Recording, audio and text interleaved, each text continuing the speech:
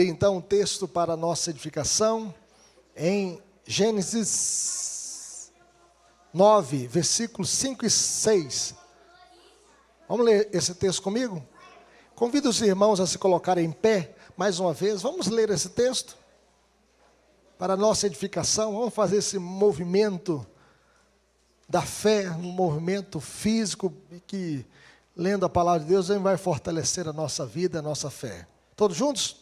Certamente requererei o vosso sangue, o sangue da vossa vida. De todo animal o requererei, como também da mão do homem. Sim, da mão do próximo, de cada um requererei a vida do homem. Se alguém derramar o sangue do homem, pelo homem se derramará o seu, porque Deus fez o homem segundo a sua imagem. Oremos. Pai querido, fale conosco, Deus, por meio da Tua palavra, que a Tua palavra possa tocar profundamente a nossa vida, e que a Tua palavra possa renovar a nossa fé e nos iluminar, e que possamos viver de acordo com a Tua palavra, para o louvor da Tua glória, em nome de Jesus. Amém. Poder sentar. A terra está cheia de violência, brigas, contendas, ferimentos, danos, mortes, tantos assassinatos. Nós podemos ver o que o Hamas fez lá em Israel, matando crianças, degolando crianças, estuprando mulheres e as matando. E também matando velhos e crianças e colocando fogo em seus corpos. A violência só cresce no mundo. Quando estava preparando essa mensagem, sexta-feira, nós vimos aí o ataque do Estado Islâmico lá numa festa em Moscou, matando 115 pessoas, metralhando essas pessoas. A violência só está crescendo no mundo.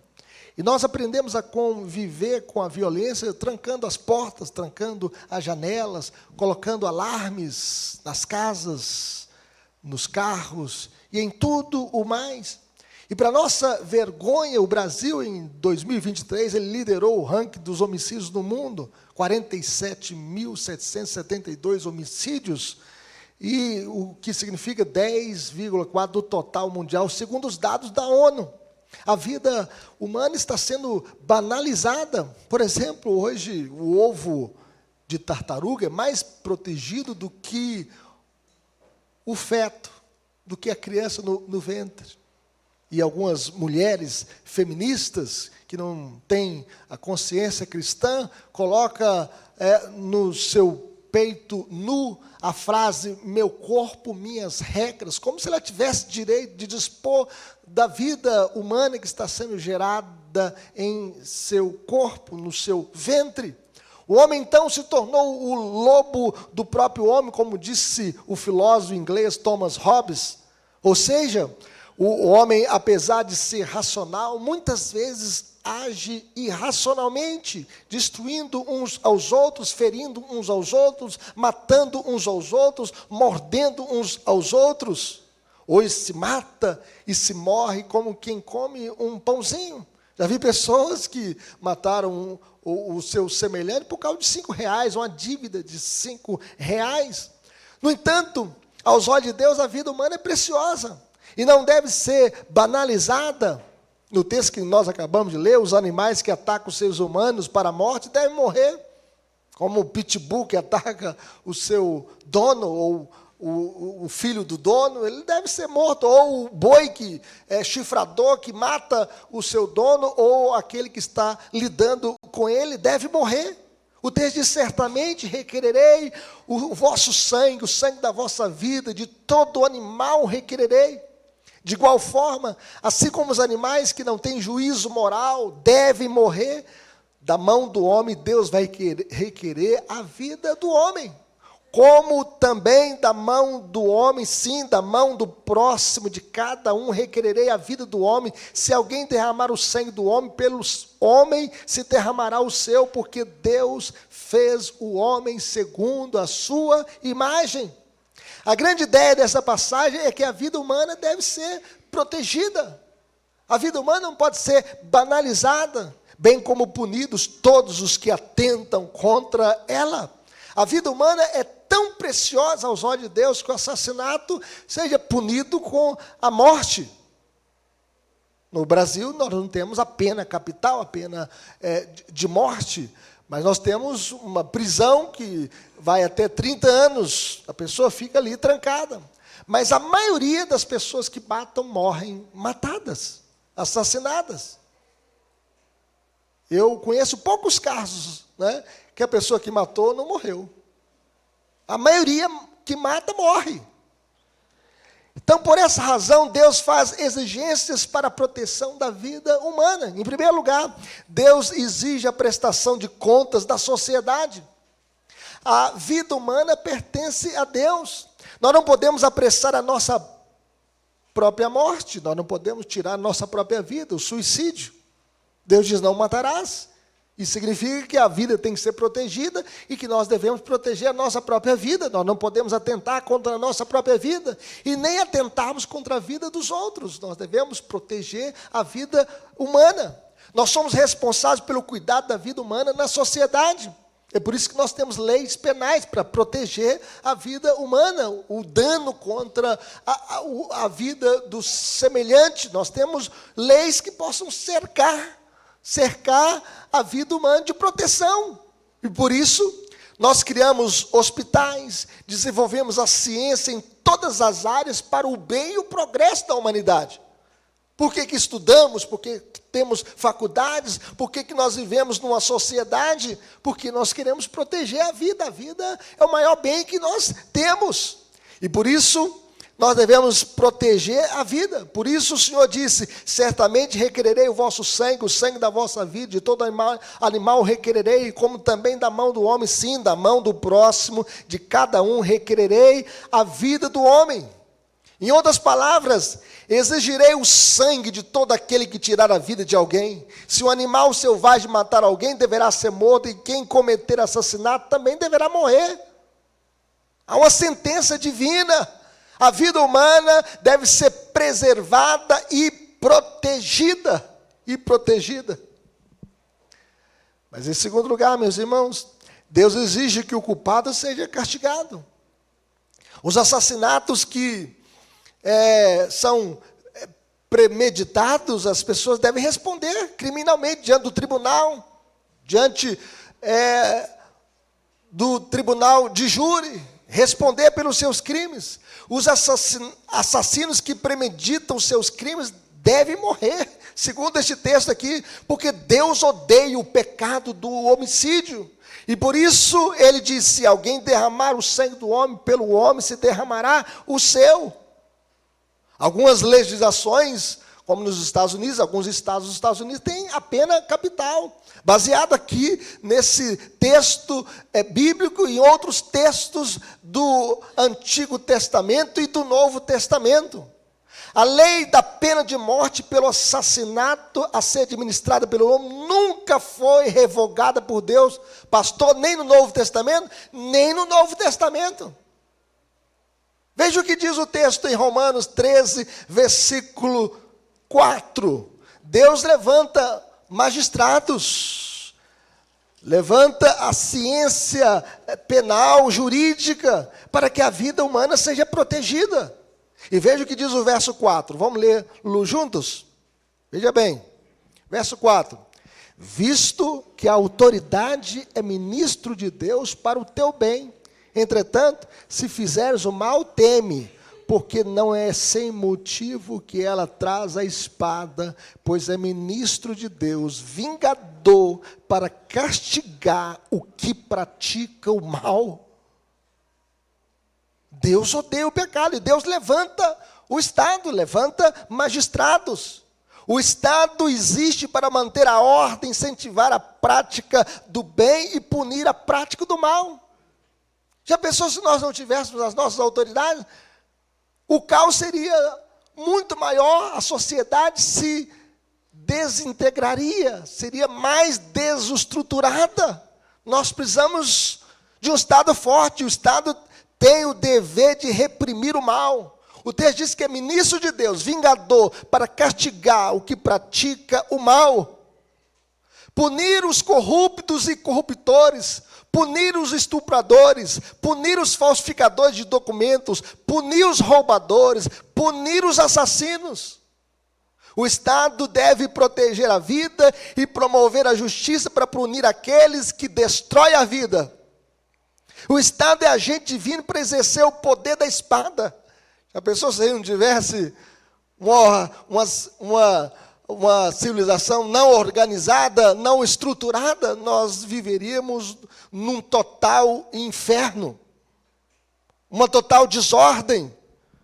Mas vejam bem, o Estado é agente divino para exercer o poder da espada, e a igreja impunha a espada do Espírito, que é a palavra de Deus.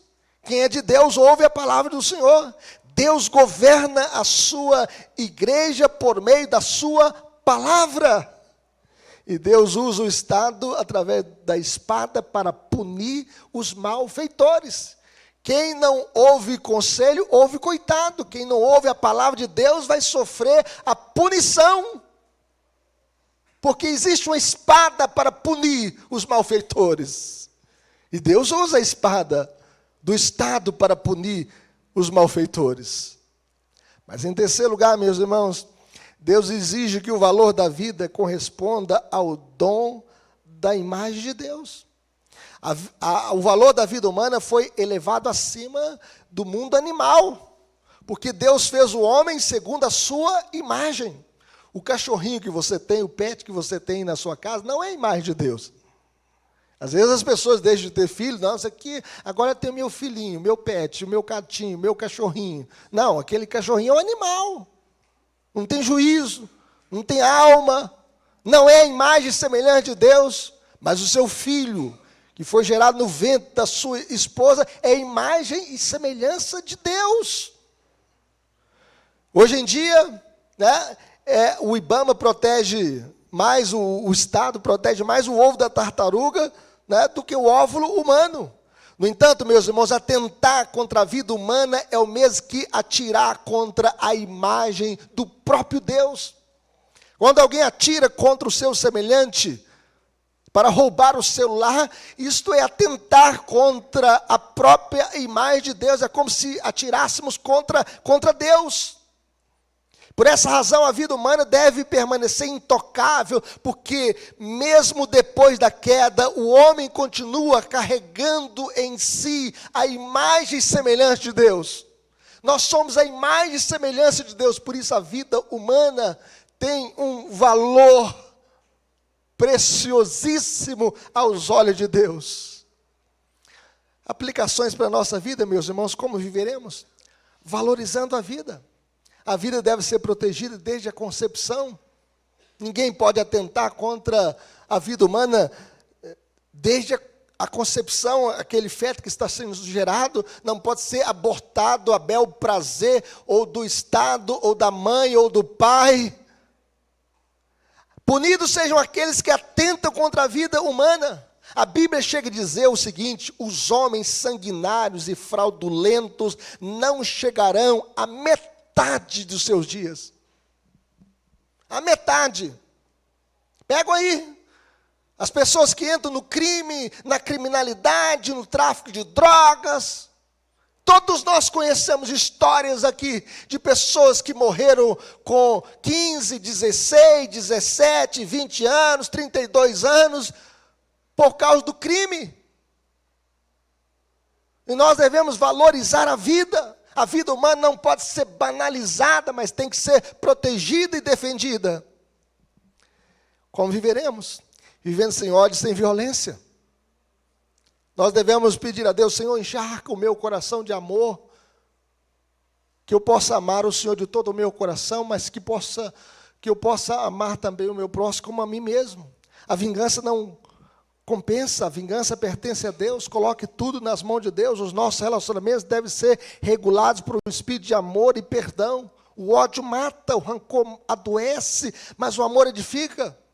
Quantos lares destruídos, quantas famílias destruídas por causa das brigas, por causa das violências. Temos até uma lei, a Lei Maria da Penha, para proteger as mulheres. Hoje temos até o crime de feminicídio no Código Penal. Quantas vidas destruídas? É uma mãe que morre deixando os seus filhos órfãos, porque o pai vai para a cadeia e os filhos ficam sendo cuidados pelos avós, pelos parentes, ou pelo conselho tutelar, ou pelos abrigos. E é triste como as famílias estão sendo destruídas. Nós devemos orar pelas famílias. E nós devemos viver sem ódio, sem violência.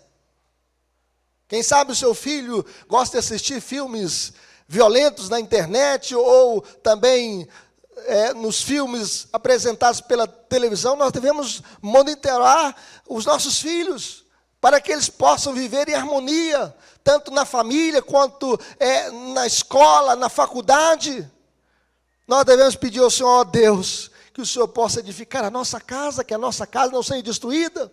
Nós vemos aqui a destruição aqui da vida de Abel pelo seu próprio irmão, que o levou ao campo, de modo dissimulado, cometendo um crime, um assassinato contra a vida do seu próprio irmão, porque Deus não aceitou o culto de Caim, porque ele era mau, era do maligno, apresentou algo do fruto da terra, um sacrifício sem sangue, que não apontava para a cruz, e ele achava que pelas suas próprias obras, ele ia chegar ao trono da graça de Deus, mas Deus o rejeitou a Caim e a sua oferta, rejeitou o seu culto, porque o seu coração era mau, cheio de ódio e violência, e ele não satisfeito atentou contra a vida do seu irmão, que ofereceu das primícias das suas ovelhas, um sacrifício ao Senhor, derramou o sangue daquela ovelha, que já apontava para a cruz de Cristo. Ele não confiava em si mesmo, nas suas próprias obras, mas confiava naquele que viria para redimir o seu povo, redimir os pecadores. Por isso, meus queridos irmãos, Deus rejeitou a oferta de Caim, mas recebeu a oferta de Abel. E aqui nós temos nessa história, que nós lemos no início do culto, na liturgia, o assassinato, o primeiro assassinato. Caim matando o seu próprio irmão, e Deus pergunta para ele, onde está o teu irmão? Eu sou acaso tu todos, meu irmão, eu não sei onde ele está. E Deus diz, o sangue do seu irmão está clamando da terra a mim. Por isso o título desta lição, o clamor do sangue. E se a gente for olhar para o nosso Brasil, quantos sangues, quantas vidas estão clamando, pessoas que morreram assassinadas inocentemente, pessoas que não deviam nada, e esses sangues estão clamando, assim como o sangue de Abel. O sangue de Abel está clamando. Que Deus possa abençoar a nossa vida para que possamos viver sem ódio, sem violência. Mas em terceiro lugar, meus irmãos, nós devemos promover a paz em Cristo. Jesus é a nossa paz. Jesus é a nossa paz. Nosso coração é mau e você tem que reconhecer que você é pecador. Essas tragédias podem acontecer em qualquer família. E é por isso que nós devemos promover a paz em Cristo. Porque Ele é a nossa paz, o qual de ambos fez um, e tendo derribado a parede da separação que estava no meio, a inimizade. Ele destruiu a parede da separação que estava no meio, a inimizade. Ele destruiu a nossa inimizade com Deus. O véu foi rasgado de alto a baixo.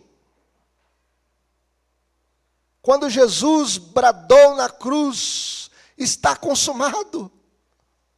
O véu rasgou de alto a baixo, e agora nós temos acesso a Deus. Tudo que separava Deus de seu povo foi destruído pela morte de Jesus. Agora nós podemos adentrar na presença de Deus e cultuar a Deus, e Deus recebeu o nosso culto por causa do sangue. Jesus, com o seu próprio sangue, entrou no Santo dos Santos uma vez por todas para obter a eterna redenção, para nos comprar. E por essa razão o véu do santuário foi rasgado de alto a baixo, abrindo o nosso caminho para a comunhão com Deus, para a presença de Deus. E de igual forma, meus irmãos, a parede que separava os gentios dos judeus foi removida. Em Jesus Cristo, judeus e gentios são unidos pela cruz de Cristo. Em Cristo, os muros do preconceito, das ideologias, do racismo são quebrados. Ele é o príncipe da paz. Ele quem traz paz à nossa vida, e Deus estava em Cristo reconciliando consigo o mundo. É por isso que Jesus disse para os seus discípulos: deixo-vos a minha paz vos dou, não vou-la dou como o mundo a dá. Nós devemos desfrutar dessa paz. Faça do seu lar um pedacinho do céu na terra, tenha paz. No seu relacionamento conjugal, relacionamento entre pais e filhos, relacionamento entre tios e sobrinhos, relacionamento entre os familiares, só em Cristo. Cristo restaura. E agora que você foi restaurado por Cristo, na comunhão com Deus, promova a paz. Bem-aventurados os pacificadores, porque eles serão chamados filhos de Deus. Promova a paz, vive em paz. Nas brigas, nas contendas, não chegue e jogue gasolina, não, que você possa apagar o fogo da contenda, do ódio, da discórdia com a paz. A paz que só Cristo pode dar, é só Jesus que pode dar. Quando Jesus entra na nossa vida, Ele envia para o nosso coração o Espírito Santo. E o fruto do Espírito é amor, alegria, paz, longanimidade, benignidade, bondade, fidelidade, mansidão, domínio próprio, e contra essas coisas não há lei. Que Deus nos abençoe. Vamos colocar em pé, vamos falar com Deus.